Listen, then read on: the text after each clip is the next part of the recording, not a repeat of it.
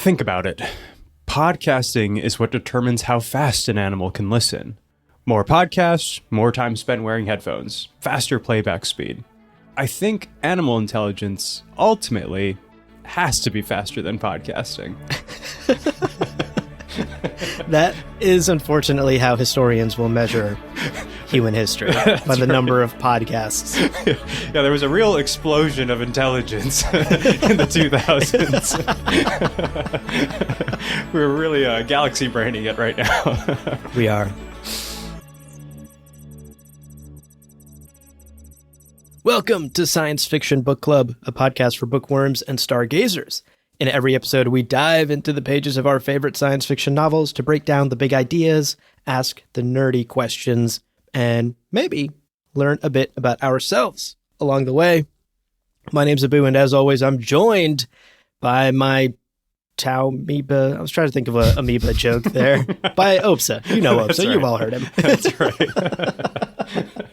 The not cannibal, not eating himself, Opsa. That's right. That's right. So we're here to complete our journey with Project Hail Mary by Andy Weir. We're going to be covering the second half of the book today and talking about our thoughts and feelings about the entirety of the book. That's right. And we'll start with a little housekeeping. As always, spoiler warning. We said it. We're going to be covering chapters 16 through 30, the back half of this book. So please have read through the last page here because we'll be discussing the entirety of this book. And as always, we encourage you to read along with us and share your thoughts. Email us at sci-fi-bookclubpod@loreparty.com. Join our Patreon at patreon.com/sci-fi-bookclubpod. We've got free reading guides, discussion questions, bonus clips, bloopers, all that great stuff on that Patreon. And it's, of course, where you can also find and join our Discord, where we like to keep these nerdy sci-fi discussions going with fellow readers in our community, just like you. That's right. And as always, all of those links, the link to the Discord, the link to the Patreon, the link to our email, all of those are in the show notes below. So check them out after you are done listening today. Now, with the housekeeping out of the way, here's the game plan for today's episode. The same as always with these book club episodes. We'll start by summarizing the assigned chapters for today. That's 16 through 30. Then, Opsa, you and I will share our thoughts and feelings on the entirety of the book now that we've completed it. And finally, we will wrap up today's episode by diving deep into our sci-fi analysis and breaking down some interesting themes and ideas, and perhaps even a redemption for Ryland Grace in my eyes. All of that and more is coming right up after a quick break. So, dear listener, stick around. When we come back, we are completing this book. This episode is brought to you by Indeed. Stop waiting around for the perfect candidate. Instead, use Indeed sponsored jobs to find the right people with the right skills fast. It's a simple way to make sure your listing is the first candidates see. According to Indeed data, sponsored jobs have 4 times more applicants than non-sponsored jobs. So go build your dream team today with Indeed. Get a $75 sponsored job credit at Indeed.com/podcast. Terms and conditions apply. This episode is brought to you by Cologuard. If you recorded songs off the radio for a mixtape, it might be time to screen for colon cancer. The Cologuard test is non-invasive, requires no special prep or time off, and you start screening right from your home. It's just 3 simple steps: set up, sample, and ship. If you're 45 or older and at average risk, ask your doctor about the Cologuard test. Available by prescription only. Learn more or request a prescription at Cologuard.com/podcast. Welcome back, listeners, and as always, let's begin with a brief summary of these 15 chapters of Project Hail Mary, beginning with chapters 16 through 20. In our first set of chapters, a number of crucial developments take place. For one, Rocky reveals he has a huge surplus of astrophage, plenty enough to fuel Grace's return back to Earth. This is an incredible development. Suddenly, this is no longer a suicide mission. Right. Grace and Rocky also discover a natural predator of astrophage, hungry little species native to planet Adrian they call Tau Amoeba. This is it, the solution of fixing the astrophage problems on both Earth and Erin. Whoa. Which is incredible. Huge moment. Grace and Rocky then build a giant chain. They 3D build a giant chain Just the two of them in space with a collector at one end in order to capture samples of Taumiba from Adrian's upper atmosphere. The risky maneuver goes well until the fuel tanks get damaged. Fortunately, Grace is able to jettison the damaged fuel tanks before nearly dying as his control chair crushes him under the increasing pressure. Unfortunately, fortunately, Rocky leaves his tunnel and saves Grace, Whoa! but nearly dies in the process, seemingly sacrificing himself. This was a really tense moment. This was a tense moment, yeah.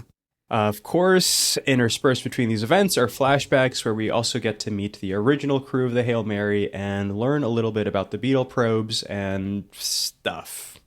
Right. Just other stuff. Just other more flashback science stuff. and tech stuff, you know? Right. Okay, moving on to our next batch of chapters here. Let's talk chapters 21 through 25. Grace is able to save Rocky, or at least get Rocky back to his own atmosphere and give him enough time to heal. And lucky for all of us, lucky for Grace, lucky for me personally, our favorite little Iridian survives and heals from his wounds as best as he can. Now, Grace and Rocky immediately set to work. They begin isolating and testing the Taumiba that they've collected when suddenly all the lights on the Hail Mary go out. Oh no. Another tense moment. Whew. This is when they learn that a Taumiba infection has broken out on the ship. Oh my god. And all of the all of the astrophage on the Hail Mary have been killed by the Taumiba. This means no more fuel on the Hail Mary, no more power, no more nothing. They are just floating dead in space at this point. That's right. So they come up with a desperate plan. Grace and Rocky attach the beetle probes to the hull and use the untainted astrophage fuel in those beetle probes to steer their way back toward Rocky's ship so that Rocky can go back to his ship, get his own materials, and help solve this problem. Right. Now, intercut between all of this action, of course, there's more flashback moments as well. And these flashback moments are critical because this is where we learn about the tragic accident that killed the original science crew member Dubois. And in a shocking twist, Grace remembers that Strat forced him onto the Hail Mary mission against his will. Oh, wow. Yeah, this was a huge development. And more on that in our takeaway. We're going to dive deeper into that later. In the present moment, there's no time to dwell on the past. They're in a crisis situation. And so Grace and Rocky set about solving the Taumiba problem. Once they get the Hail Mary operational again and they clean out the fuel tanks, they have another scientific conundrum to overcome because it turns out Taumiba can't survive on Venus or Three World, which is the equivalent planet in Rocky's solar system. Right. So Grace and Rocky then have to begin breeding this like super Taumiba or something. The Taumiba that's basically resistant to what they learn is the problem, which is nitrogen. That's right. Moving on to our final set of chapters here, 26 through 30, we find that Grace and Rocky have succeeded. They have samples of nitrogen-resistant Taumiba, and they have repaired the contaminated fuel tanks. After a heartfelt goodbye, the two head back to their respective homes as heroes and saviors, patting themselves on their backs. Hell yeah. And yes, maybe a little sad to see each other go, but yeah, they've accomplished world-saving missions. I mean, this Literally. is massive. Yeah. But it's a little too good to be true. Only a month into his return trip, Grace has to battle yet another Taumiba outbreak. Grace learns that the super Taumiba not only became resistant to nitrogen, but also learned to escape its xenonite containers. Oh my god. He ends up eventually solving this problem for his samples, but realizes that Rocky is probably doomed. His entire ship is made of xenonite, and though Rocky is an engineering genius, this might be a science problem a little too big for him to solve on his own. That's right. In a really heroic moment and a big turnaround for Grace's story, he decides to send the beetle probes towards Earth with the Taumiba and turn around and save Rocky. Whoa. Now, Huge. what went from a suicide mission to not a suicide mission has become seemingly a suicide mission again. Yep. Their reunion is emotional when they eventually reunite as they decide to return to Arid on the Hail Mary and ensure that both of their homeworlds survive. Meanwhile, Rocky realizes that the Taumiba is, in fact, probably safe for Grace to eat. So he can, in fact, make it to Arid. And from there, they can puzzle through how to possibly return him home. But he will survive, bottom line. He will survive. In our final chapter, we flash forward to join an older Grace living in a human-safe habitat on Arid, on his own, the only human there, of course, many years later. And Rocky comes by to tell him that Iridian scientists have finally confirmed that Earth's sun has returned to normal. Oh my God. Thanks to Grace and Rocky, humanity lives. Amazing. In our final moments of this book, Grace enters a room full of enthusiastic young Iridians and resumes his posts as teacher and begins class. Once a high school teacher, always a high school teacher. All right, that's the chapter summaries. That is the entirety of Project Hail Mary. What are your thoughts? So what are your feelings now that we've completed the book? Yeah, I mean, lots of development since we last chatted. We said it last episode, but this is a pretty classic adventure tale with its own really fun little twists. The discovery of astrophage on planet Adrian was really interesting. We're suddenly encountering another planet with seemingly lots of life. And again, getting confirmation that this universe isn't as lonely as, well, today in this year, it seems to be for us. Right. And I found myself zipping through the second half really quickly, which is always a great sign. It's funny, even in book form, I'm kind of almost compelled to grab a bag of popcorn as I'm reading.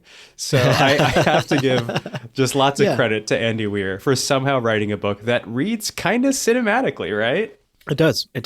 It moves at a great clip. Definitely. And again, there's not, like we talked about it last episode, one of my critiques was there's not a lot of poetic prose or a lot of depth, but that works in its favor because then you're just like, you read through it and breeze through it really fast, and it's just kind of a popcorn book. Yeah, exactly. I mean, it's like Transformers. I'm not watching it for its in-depth commentary. Wait, you're not? No, actually, just wait till my 7-page deep dive takeaway on Optimus Prime. That's right. Your dissertation on the rise of the Decepticons. It's in that vein. It definitely reminds me of a lot of silly movies, especially of the 90s, that if I scrutinize too hard are entirely preposterous and kind of cringy at times, but that ultimately I still cherish. And I will say I'm very specifically in this case thinking about Men in Black, which which I loved growing up, Yeah, me too. And I don't know if you remember this. So there's a scene in the second one where Will Smith is having like a beatboxing conversation with Bismarcky, who is an alien that works at the post office. It's like, it's so absurd, but you still love it, And I think I'm having kind of a similar experience with this book, Similarly, we've got Grace on Arid years later, who's eating lab-grown meat, as he calls it. And once again, he's a high school teacher, but now with alien pupils, Right. It's cute. It's cute. It's cute. It's cheesy. It's completely silly, but it just works, I think. And for me, at least, the book earns that feel-good resolution because it just so commits to that, conceit. That's a great point. That all said, now, do I rank it in the Pantheon? No. Of all time great sci-fi? Yeah, probably not. Probably not. But would I recommend it to people? Yeah, absolutely. I think there's a lot of people that I think would get a kick out of this easy kind of buddy scientist journey set in space. So overall, for me, I think the book succeeds, even if it doesn't quite scratch the particular itch that draws me to the genre. So I think that's kind of where I sit, you know. All that said, I'm so curious if this second half did enough to convert you. Have you become a believer? Have I become a believer? Well, before I answer that, I will say the second half I liked so much more than the first half. I know that I was incredibly harsh on the first half of the book last episode. This second half, while it didn't entirely redeem the book for me, certainly way more enjoyable. Yeah. I also only really have compliments for Rocky. I think Rocky is the perfect counterbalance to Grace, whose character I continued to find annoying. Sure. But now Rocky comes in and sort of balances it out. Right. And either keeps Grace's worst instincts in check or gives Grace someone to bounce off of, so we're not just like in his head hearing all of his random ass thoughts all the time. Right. So I think the second half of the book worked better for me in that sense. I also really enjoyed, and in fact, these were the highlights for me, the quiet moments when they're not doing science and solving the astrophage problem or fixing something on the Hail Mary, but instead where they're sharing their culture and curiosity with each other. Right. What do you eat? How do you eat? Yeah. Wait a second. Do you have a partner? Her name's Adrian. Let's name this planet after your partner. Yeah. Those small little moments were huge for me. Totally. I wanted more of the book to be that. Yeah.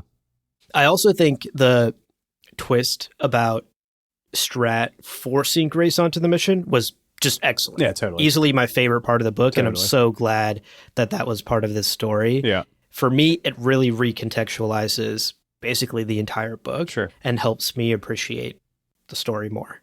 Yeah, it adds a lot more texture to Ryland's character, you know, and Absolutely, yeah. I totally agree. Yeah. And also, I agree with you that the ending does feel earned. The Yeah. book really commits to its premise and to its optimism. And so the emotional reunion at the end, both of them surviving, Grace continuing to teach, it all kind of was like, we wrapped a really tiny bow on this, but it feels good. It's cute. I like it. Totally, yeah. So I do think, like, instead of the end being like cringy and unbelievable, which is where I thought this was headed, it actually was kind of heartfelt and satisfying. Totally. It's good to end on a little feel-good moment. And this book, you know, I think it was always going to end that way. Yeah, that's true. At the heart of this book, there is just unbridled optimism about science and technology and humanity, which is sometimes nice to hear in a genre where most of the time it's dystopian, grim, dark futures. Yeah, exactly. You know, the power for us to overcome our differences and broker, you know, communication across cultures. I mean, I totally agree with how you put it there. Unbridled optimism. And maybe that's a note that we could use. That's right. So to answer your question, though, ultimately, have I done a 180 on this book? Have I come to love it? Have I changed my opinions from last episode? No, I enjoyed the second half, but I will say I still stand by my critiques from last episode, and some of them continue to be problems and still apply to this back half. Sure.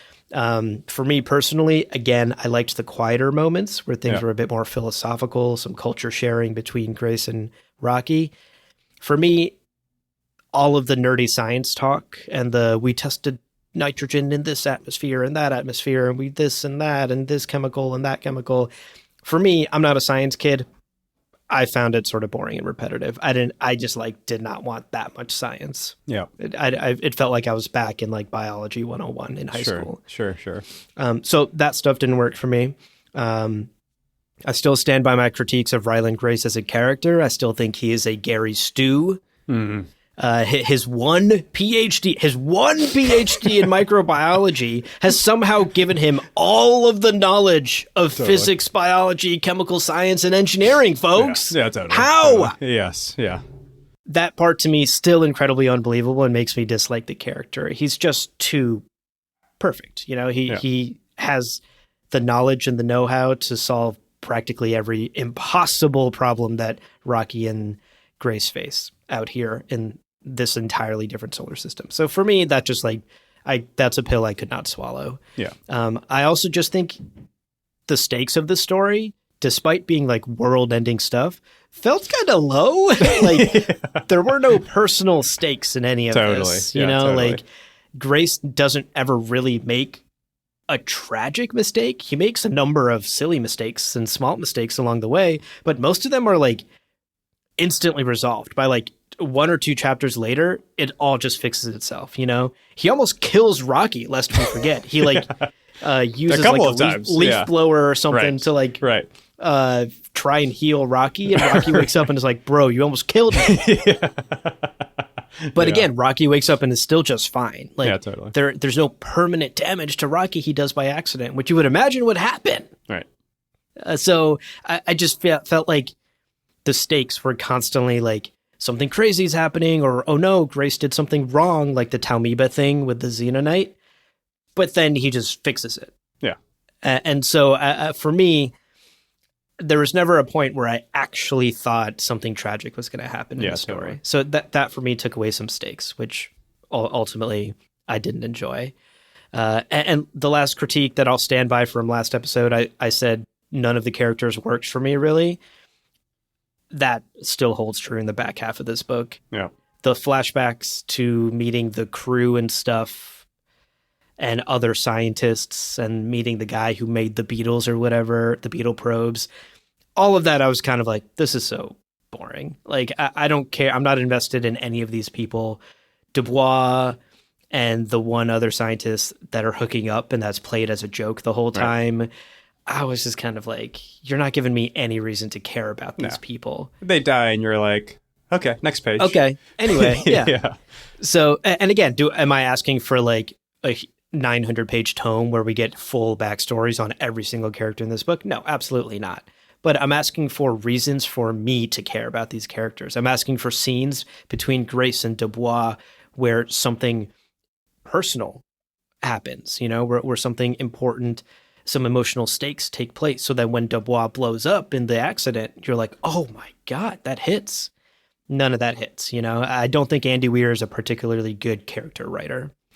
And so I wish I had cared more about the crew, but alas, I don't. And in fact, I'm kind of left wondering why Grace cares at all about the crew. Totally. He keeps like, why am I sad like, that totally. like Ilyukna died or something on this trip? Why should I be sad? And why is Grace sad? Exactly. That's one of the things that I had to kind of like really suspend my disbelief around, because he keeps describing them as these like dear, heartfelt friends that he's known for all of 6 months, nine months, you know, and seemingly has no relationship with them outside of a very limited professional context where they're attempting to solve very serious engineering and science problems. So I'm a little, it beggars a little belief, to be fair. Yeah, and that's why I wish there had been some scenes in these flashbacks where it wasn't about the problems of science that they're solving, and it was interpersonal relationships. Totally. So that I understand why Grace is sad that Ilyukna is dead or Dubois died in the accident, and I should be too. I don't think we got any of that, really. Yeah. I'll wrap up by saying, despite my hangups with the book, the personal things that I couldn't get over, the pills that I couldn't swallow, I found the ending satisfying, and ultimately I'm walking away with a much softer opinion of this book than last episode. And while I would have liked for this story to grapple with some bigger themes and ideas that I think are like lightly sprinkled throughout. Sure. Ultimately, I don't think Andy Weir is interested in telling that kind of story or delving into that type of sort of like philosophical, political, social analysis. So as far as like a low stakes, feel good adventure story goes, this was a good one. Totally. I think there's a place for this book on your shelf. It just might be off to the side, perhaps. Yeah. Don't put it next to Three Body Problem. Don't even let it touch Three Body Problem. They'll both combust.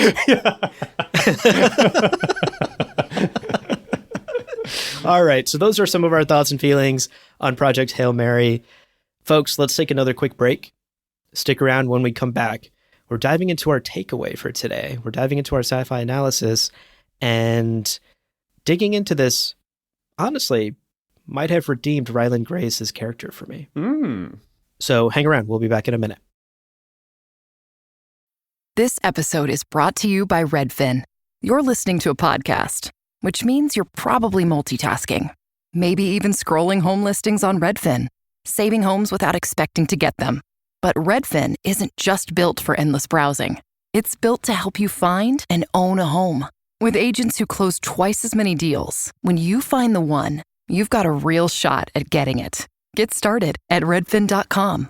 Own the dream.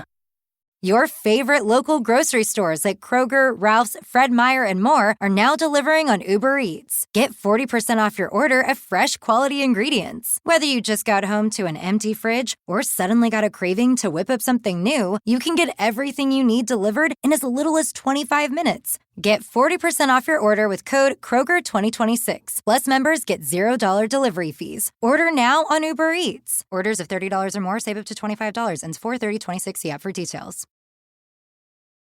All right, welcome back, listeners. Let's jump straight into our deep dive sci-fi analysis with Abu. I think you've got a great one today that, as you said before, might redeem Ryland Grace. Yes. Okay, so for our takeaway, I want to dig a little deeper into Ryland Grace's character arc in this story and explore specifically some themes around fear, courage, and identity.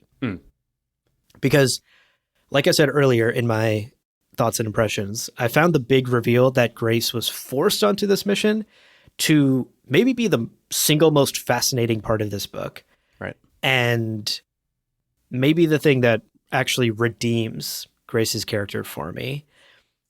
I will preface this takeaway by saying it's unclear how much depth Andy Weir is intentionally playing with here, but I think Grace's amnesia raises some really interesting philosophical questions.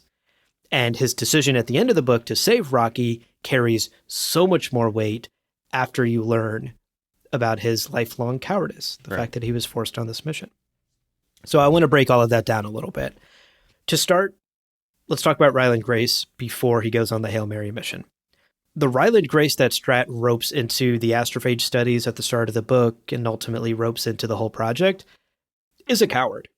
And she knows this the whole time. Yeah. When Strat forces Grace onto the mission, she admits this. Her words are harsh, but honestly true. Quote, "Do you think I don't know you, Dr. Grace?" she yelled. "You're a coward. And you always have been. You abandoned a promising scientific career because people didn't like a paper you wrote. You retreated to the safety of children who worship you for being the cool teacher. You don't have a romantic partner in your life because that would mean you might suffer heartbreak. You avoid risk like the plague." End quote. Snap. That is nasty, Strat. Honestly, brutal. If somebody said that to me, I would literally melt into my shoes. That is tough. Oh my God. That is tough. Yeah. My God. I'm glad Strat didn't pursue a career in therapy, because imagine your therapist absolutely reading you like that. No, she could be a battle rapper, however. That was some fiery disses right there. Yeah. Strat versus Kendrick Lamar. Who wins? Yeah, exactly. I don't know who I'm putting my money on, honestly. Now, what I found interesting about this quote from Strat is, at first glance, you'd be like, whoa, okay, so this guy's kind of like a fuck up. We can't be sending him on a world-saving mission. Right. But the irony actually is, because Ryland is a coward and has avoided connection and community on Earth his whole life, it kind of makes him a great candidate. He has nothing tying him to the planet. He doesn't have like a wife and kids or something. He doesn't have these connections and reasons to stay on Earth. Right. He's this like weird sort of like loner who's too afraid to like lean into connecting with other people. Right. So that establishes Grace's cowardice and his life before Hail Mary. I think where things get incredibly interesting in this book is when Grace wakes up from his coma, he doesn't remember any of that. And we, the reader, don't know any of that. Right. In essence, he doesn't remember that he's a coward. Instead, he assumes that past Grace, old Grace, must have bravely volunteered for this mission. Right. And so me right now, present Grace, who just woke up with amnesia, I have to see it through. Right. I volunteered for this. Let me get to work and see this through. And that's what he does. He sets to work. He links up with Rocky, an alien species. He takes on these like life and death challenges. He's always getting in that goddamn EVA suit and going out into space. That's right. No fear involved. no fear. And if Yeah. there is fear, he does it anyway, That's which right. is the definition of courage. That's right. And ultimately, of course, over the course of the story, Rocky and Grace solve this whole astrophage problem. They do the most heroic thing possible. They save their people. Right. And what's so interesting is he acts courageous simply because he assumes he is courageous. Right. Doesn't it take a brave person to volunteer for a suicide mission? Right. So I'm a brave person. Let me keep acting like that. Without this like burden of his old cowardice, this old self-identity that he used to have, he assumes a totally new one, a totally opposite one. And I think that raises some deeply philosophical questions about identity and bravery. Was Grace always capable of this kind of world-saving courage? Interesting. Was the cowardice that he learned just this story he told himself? Was it just this like social performance, him just being small in a world where he didn't feel like he could be big and take up space and be courageous? In addition to that, I think a really cute and fascinating layer to all of this is Rocky. Right. Because Rocky never knew cowardly Grace like Strat knew cowardly Grace. That's right. Rocky only ever meets the lone survivor hero Grace. Right. And I went back through and found some quotes because throughout the book, I realized Rocky reinforces this new self-identity for Grace. For example, when he learns that Grace is on a suicide mission, that he doesn't have enough fuel to go back to Earth, Rocky literally says, quote, "You are a good human," Right. end quote. Right.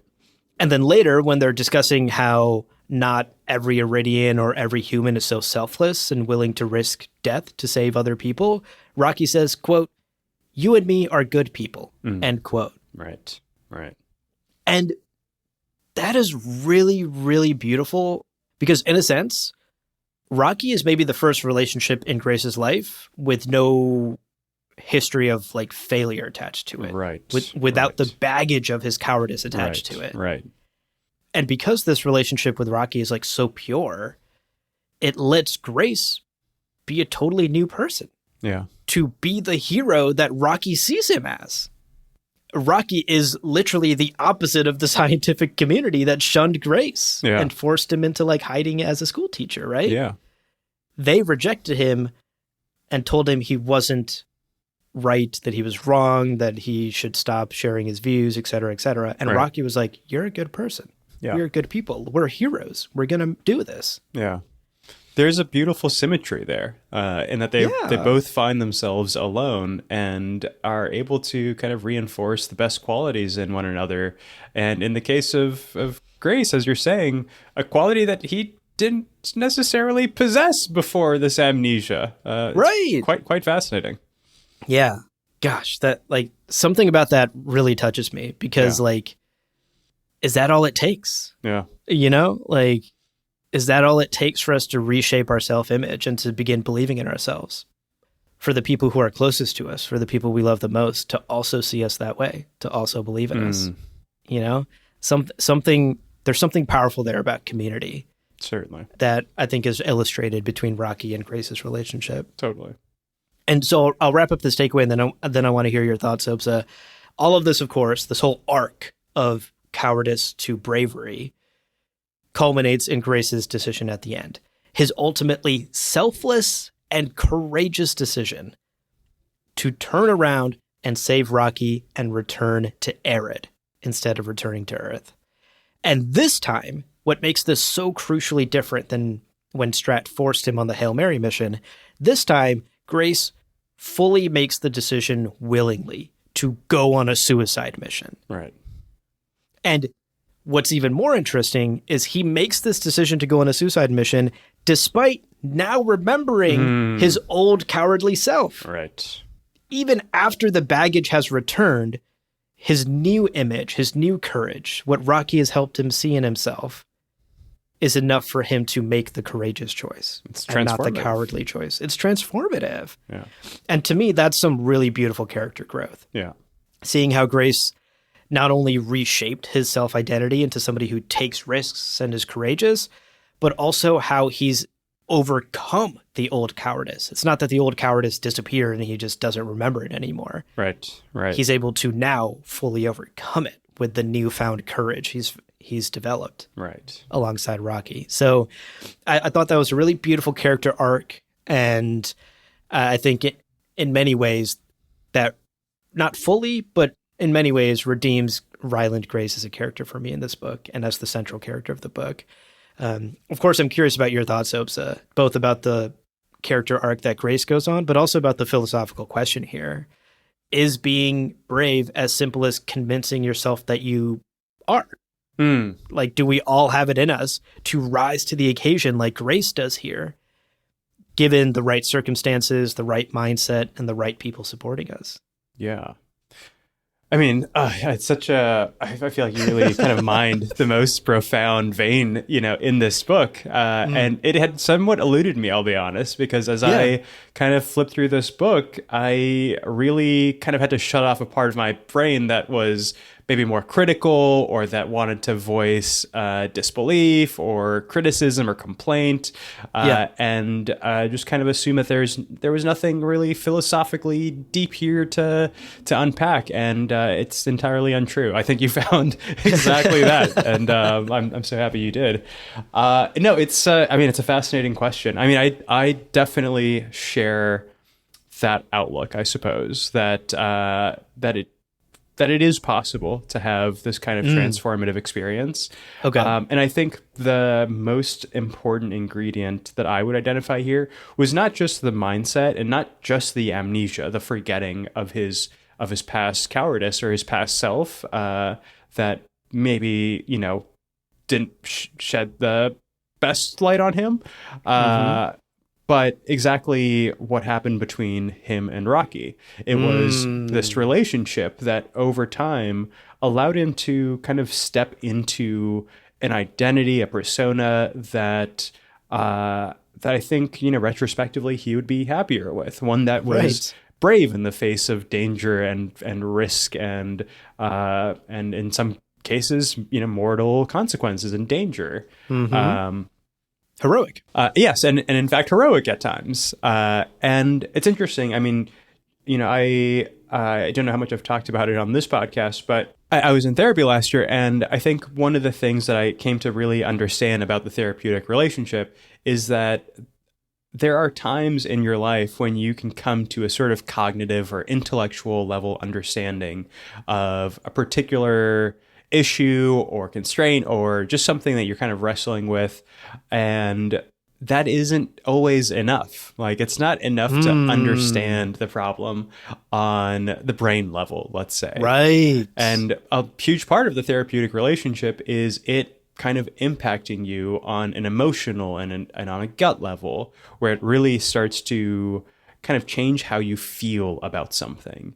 Yeah. And that is a hard thing to kind of communicate to somebody, that, yes, I know you understand this problem. Like, I know you get that, say, cowardice is a bad thing, like, yeah, you shouldn't be, constantly fearful or, whatever the case might be. Right. Logically, we all basically know that, right? Yeah, totally. Logically, yes. We all know being a coward is not a good thing. Totally. And Grace also knew this in his conversations with Strat, and, when he was kind of backpedaling and defending himself and, claiming that he had to remain behind on the planet so that he could raise the children. Incredibly flimsy excuse. The dozen or two children that he would, have a chance to mentor for one class a day for the next 15 or 20 years. He said sheepishly because at the back of his mind, he knew that it was quite a thin justification. And ultimately, he wasn't able to kind of logic himself out of that puzzle.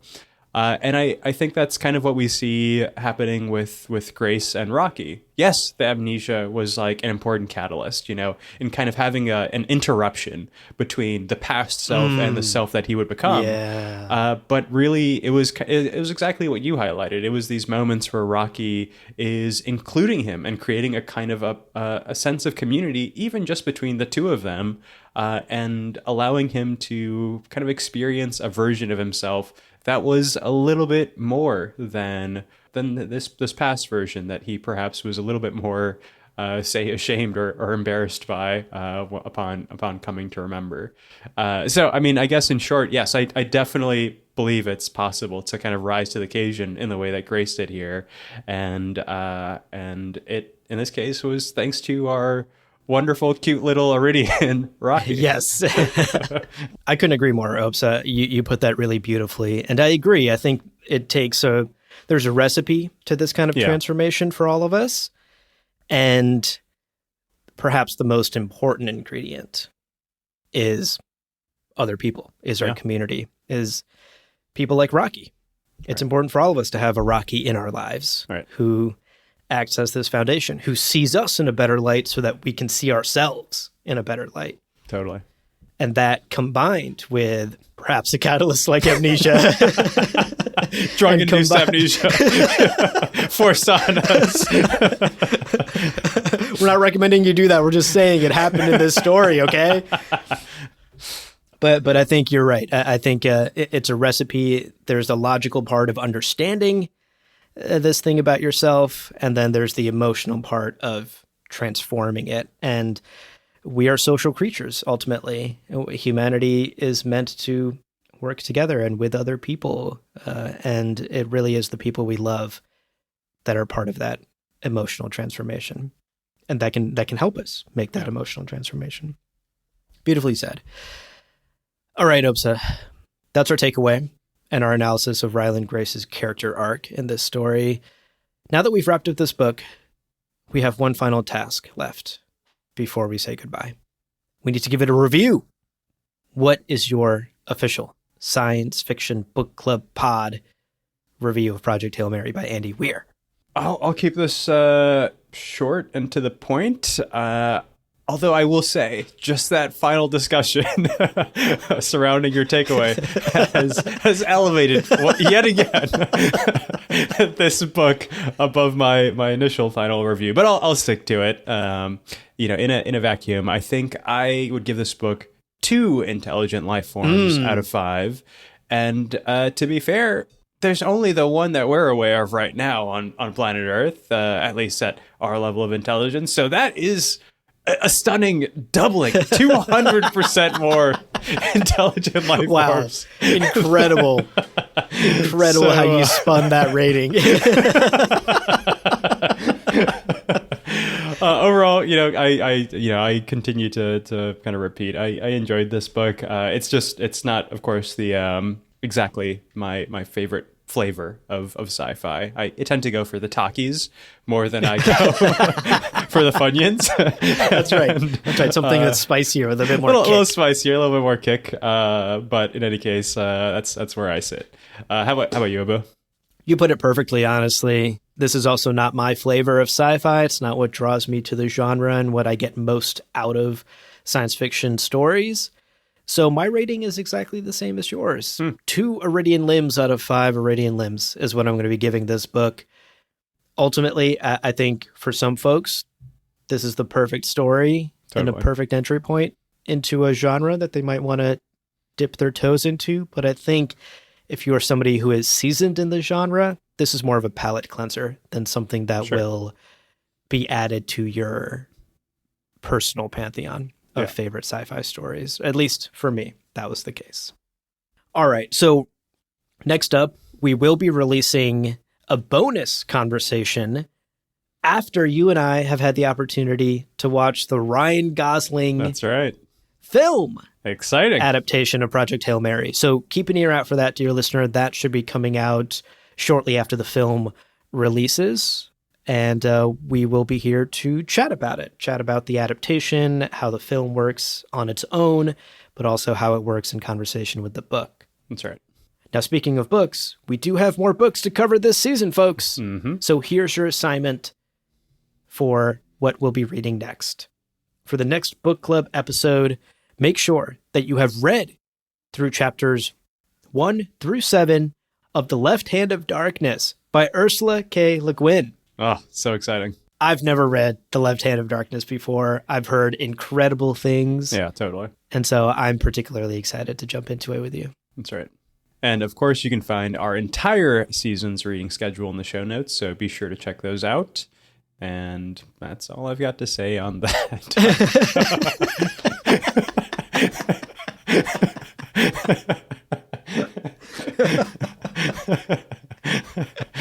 I'm going to keep that in. Outro time.